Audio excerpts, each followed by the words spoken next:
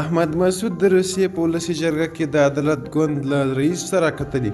سلام ستړي مشئ، وخت مو بخیر. په امر کې د نوې تازه خبر ته د روسیې رسنیو د راپور له مخې د طالبانو د حکومت د مخالفي جبهې مشر احمد مسعود د روسیې د دومیا ولسي جرګې د روسیې عدالت ګوند له رئیس سرګي میرونوف سره کتلي دي.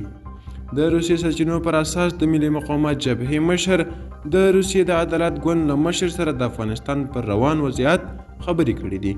د روسیې د عدالت ګوند مشر او د دوما د فراکسیون رئیس میرونوف وویل چې روسیه د افغانستان د ځمکنۍ بشپړتیا، خپلواکۍ او ملي حاکمیت ملاتړ کوي. د ملي مقاومت جبهې روسیې ته د احمد مسعود د سفر په اړه څه نه دي ویلي. دا و چې همدغه خبر تر بیا ښې چارې ښه وخت.